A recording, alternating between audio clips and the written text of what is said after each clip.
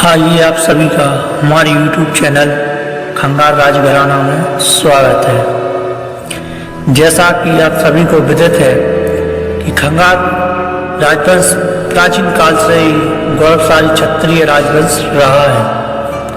इस वंश के पूर्वजों का राज्य गुजरात के जूनागढ़, गिरनार, कच्छ, भुज, सौराष्ट्र और सिंध आदि क्षेत्रों पर रहा है। भारत का पश्चिम द्वार कहे जाने वाले गुजरात क्षेत्र में ये सदियों से मुगलों से लोहा लेते रहे और उनको भारत पर आधिपत्य करने से रोकते रहे। इस वंश में कई प्रसिद्ध वीर प्रतापी राजा हुए, जैसे मांडलिक, नवगढ़ राय, राव खंगार, भूदेव खंगार आदि, तथा खेंगार नाम के कई राजा और महाराजा हुए और बाद में चूड़ासमा वंश प्रचलित हुआ तथा कालांतर में यह वंश कई प्रशाखाओं में बट गया, जैसे रायजादा, साव, रायसाव, जाडेजा आदि।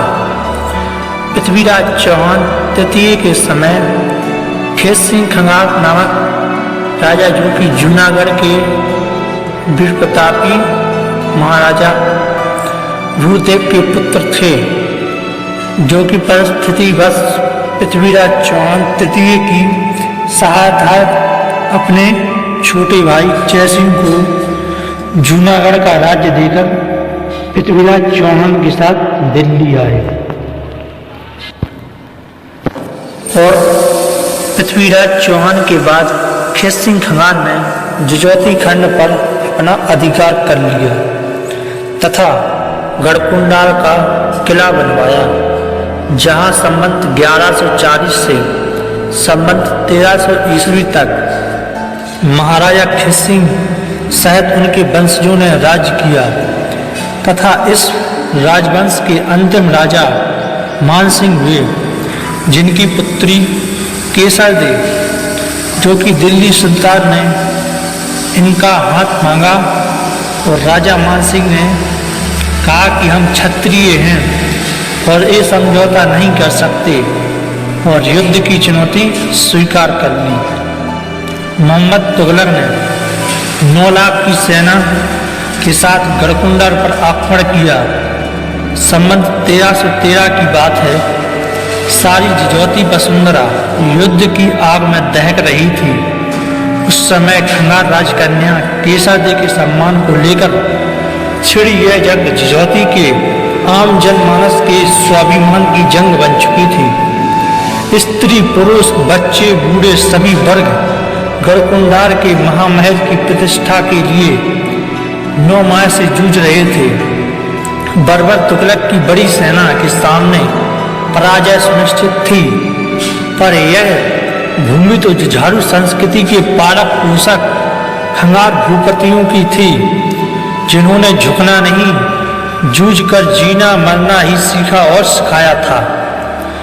महिलाएं सुबह से अपने पति, पुत्र और भाइयों को विजय तिलक कर यह वचन देकर युद्ध में भेजने लगी कि जब तक हम में सामर्थ है तब तक हम भी जजौती के हर मोर्चे की सुरक्षा में सनद रहेंगे और सामर्थ खत्म होने के उन्हें पर अग्नि का वर्ण कर जय जय कर जोहर करेंगे और गांव-गांव में शाखा व्रत लेकर पुरुष युद्ध में कूद पड़े और महिलाएं आत्मरक्षा जोहर की आग में कूदने लगी। गढ़कुंडाल के अधीश्वरों को खंगार राजकुल देवी माता गजानन का वरदान प्राप्त था कि गढ़कुंडाल महामहल किसी भी हमले से ना तो टूटेगा ना ही झुकेगा, पर होने को तो कुछ और ही मंजूर था। साजिशन माता के ऊपर रक्त छिड़का गया, देवी का वरदान टूट गया और यहाँ से युद्ध की तस्वीर बदलने लगी। चैत्र की नवरात्रि का आगमन हुआ। महाराजा मानसिंह खंगार पूरे वेग से युद्ध लड़ रहे थे, पर होने को तो कुछ और ही मंजूर था। महाराजा मानसिंह वीर गति को प्राप्त हुए। महारानी केसर देव ने जौहर व्रत का पालन किया। किंतु युद्ध रुका नहीं। राजकुमार बरदाई सिंह छत्र धारण किया और खंगार कुल कन्या केसरदी ने भरोसा दिया कि मेरे जीते जी तुगलक की फतह नहीं होगी और मैं उसकी आती हुई सेना का विनाश करूंगी। खंगार सेना साका लेकर मैदान में कूद पड़ी। भयंकर मारकाट मची। खंगार योद्धाओं का अप्रतिम शौर्य शत्रु सेना में भय उत्पन्न कर गया। वे सिर्फ मरने और मारने को युद्ध में थे। हर हर महादेव के भीषण हुंकार से तुगलक सेना गीली पीली होने लगी। तुगलक सेना की कमान फिरोज शाह का सारा संभाल रहा था। खंगारों का संख्याबल भले ही कम था, पर मनोबल के वे बहुत धनी थे। भाग्य की विडंबना देखिए, भेड़ियों ने सिंहों को घेर कर नेस्त नाबूद कर दिया।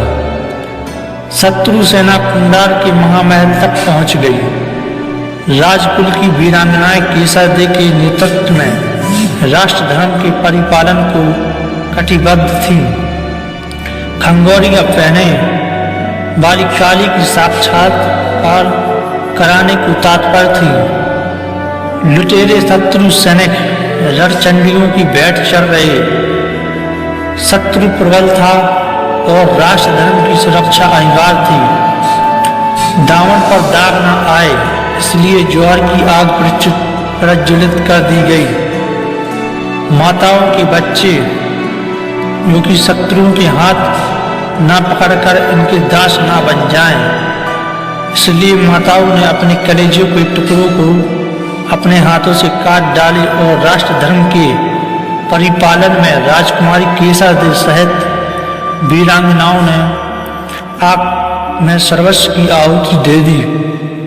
इस प्रकार खंगार सत्ता का पतन धीरे धीरे समाप्ति की ओर बढ़ता गया और खंगार वंश की एक शाखा जो कि चंदेरी में राज्य स्थापित किया, जिसके एक वीर प्रतापी महाराजा मेदिनी राय खंगार हुए, जो कि राणा सांगा के भांजे थे। मेदिनी राय खंगार 28 जून 1528 ईस्वी को बाबर से युद्ध हुआ, जिसमें महाराजा मेदिनी राय दुर्भाग्यवश वीरगति को प्राप्त हुए और रानी मणिमाला ने 1696 के साथ इतिहास प्रसिद्ध ज्वार किया, जिसकी लपटें आज भी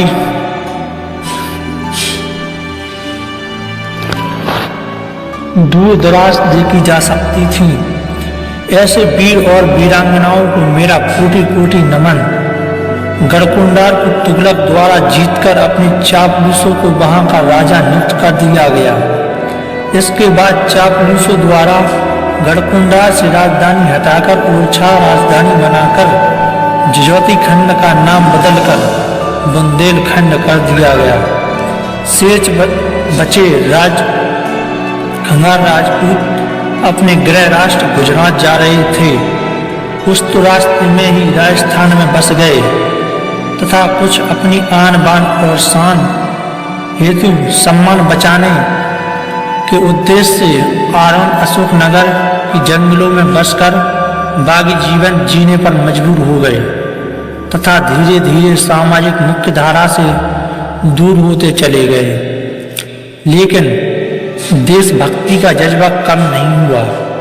देशभक्ति का जज्बा एक बार फिर 1857 की क्रांति में दिखाई दिया, जिसमें पिछोर के बागी ठाकुर लंपू सिंह खंगार ने जो कि अंग्रेजों के छक्के छुड़ा दिए थे उस वक्त, तभी अंग्रेज खंगारों से परेशान होकर 1871 में एक क्रूर कानून पास किया, जिसे क्रिमिनल ट्राइब्स एक्ट कहा गया, जिसके अंतर्गत खंगार राजपूतों को प्रतिबंधित कर दिया गया।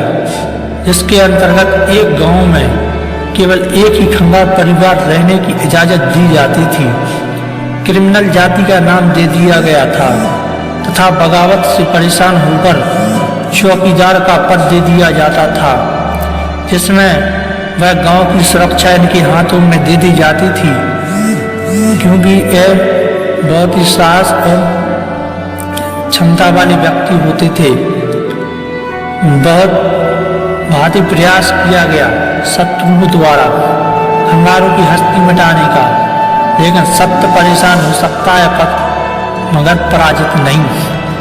आखिरकार 31 अगस्त 1952 को खंगार राजपूतों को क्रिमिनल ट्राइब्स एक्ट से मुक्त कर दिया गया। दुश्मनों की लाख कोशिशों के बाद भी खंगारों की दहशतों के मुहावरे आज भी नहीं मिट सके। जैसे कि आप सभी को बताना चाहता हूँ, पहला भोर मच्छों और खंगार की जात, सौदन नदियों आदि रात। धन्यवाद आप सभी का। अगली वीडियो में आप सभी को एक नई रोमांचक और अच्छी शानदार ऐतिहासिक स्टोरी के साथ उपलब्ध रहेंगी। जय मां भवानी।